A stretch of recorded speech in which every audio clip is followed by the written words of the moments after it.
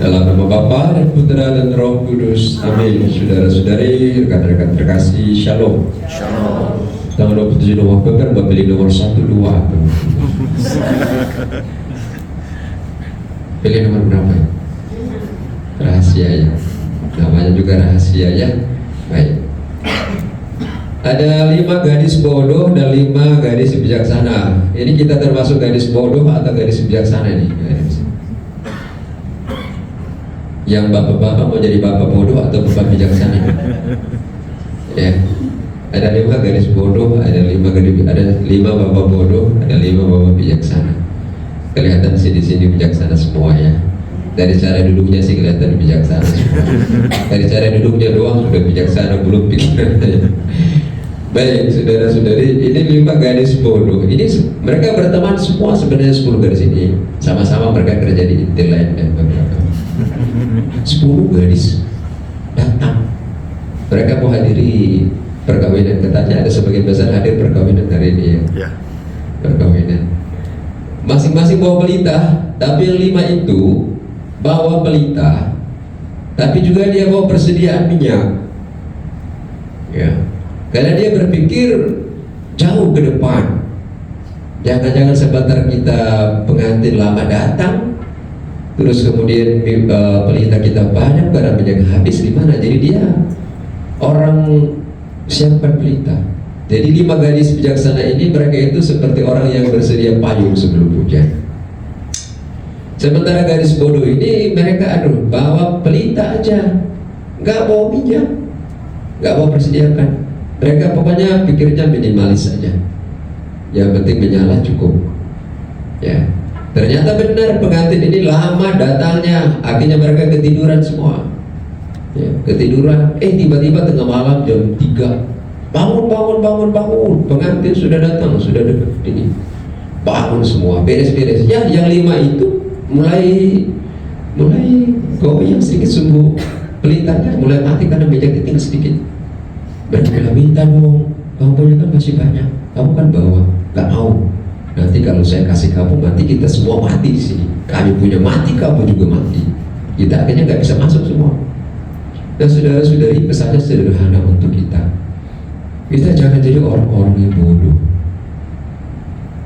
Ya, apalagi kita sudah kerja begini. Kita jadi orang-orang yang bijaksana.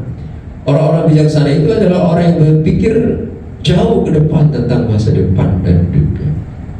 Kita jangan jadi orang-orang yang minimalis dalam hidupnya. Kita kan orang punya talenta, kita kan orang punya bakat, kita punya orang kemampuan yang hebat. Karena itu kalau kita berpikir untuk masa depan dan kehidupan kita yang bahagia agar kita masuk dalam ruang perjamuan. Karena itu kita harus menjadi orang-orang yang jangan asal bapak senang aja dalam hidup.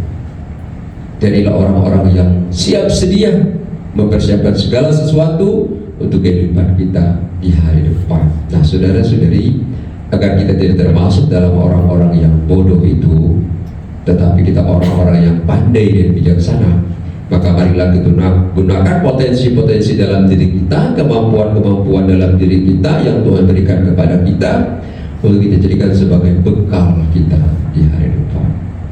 Kita kan rajin ke gereja, rajin berdoa. Seperti siang ini kita luangkan waktu untuk ini bekal. Ini harta rohani harus kita pakai, jangan kita sia-siakan. Jangan nanti orang-orang yang masuk gereja malah lebih cepat masuk surga daripada kita yang masih ada di sini.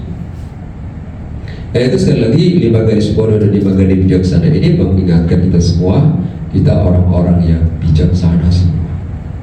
Orang-orang yang hebat karena kita sudah mengenal Allah dan sudah dipersiapkan untuk hari depan. Karena itu bergantung sama Tuhan. Ya. Yang kedua, ini gadis yang bodoh ini pergi beli minyak, bagus juga beli minyak. Tapi waktu mereka datang, itu pintu sudah ditutup. Aduh, mereka ketuk-ketuk pintu. Tuhan, buka dong, buka dong. Tuhan bilang, siapa kalian? Saya nggak kenal kalian. Harusnya 5 gadis yang sudah masuk bisa beritahu sama tuannya, Tuhan itu teman-teman kami.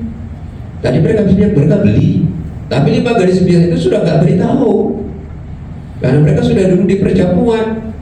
Dan saudara-saudari, kadang Tuhan itu kita kenal, tapi kadang Tuhan nggak kenal kita. Karena apa? Karena kita bodoh.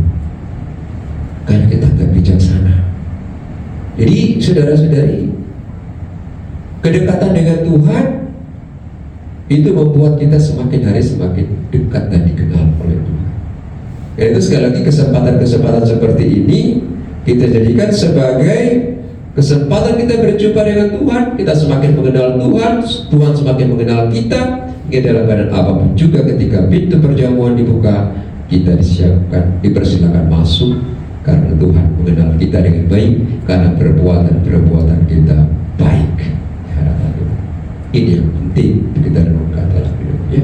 Dan pesan terakhir dari bacaan pertama hari ini dikatakan itu Tuhan bawa kekasihnya. Dia bawa kekasih, terus dia jelasin semua tentang kehidupan, tentang karya keselamatan. Nah, kita di sini semua ini kekasih-kekasih Tuhan. Kita ini orang-orang dicintai oleh Tuhan. Jadi jangan sia-siakan cinta Tuhan itu kemudian bias dalam hidup kita. Kita sudah merasakan cinta Tuhan sebentar kita terima tubuh dan darah Kristus. Hati kita harus menjadi istana yang indah bagi kehadiran kekasih kita, yaitu Tuhan sendiri dalam hidup. Ya, ingat baik-baik kapan waktu dan saatnya kita semua nggak tahu. Tuhan atur hidup kita. Tuhan yang karena itu tidak ada yang terindah dalam hidup. Karena Tuhan atur hidup kita, maka kita harus dekat dengan Tuhan. Sehingga ketika waktunya tiba, kita didapati Tuhan siap untuk masuk dalam kebahagiaan abadi bersamanya di surga. Begini saudara-saudari, teman-teman sekalian, pesan kita di siang hari ini, di tengah-tengah kesibukan Anda semua, di tengah-tengah pekerjaan yang Anda sebentar geluti di siang hari ini. Tentunya setelah ini pasti ada banyak pekerjaan yang Anda harus lakukan, tapi ingat baik-baik, cinta akan Tuhan harus menjadi nomor satu dalam hidup. Cinta akan Tuhan menjadi nomor satu, karena dengan cinta Tuhan itu segala sesuatu bisa Tuhan luruskan, Tuhan bukakan dalam hidup kita masing-masing. Dalam nama Bapa dan Putra dan Roh Kudus. Amin.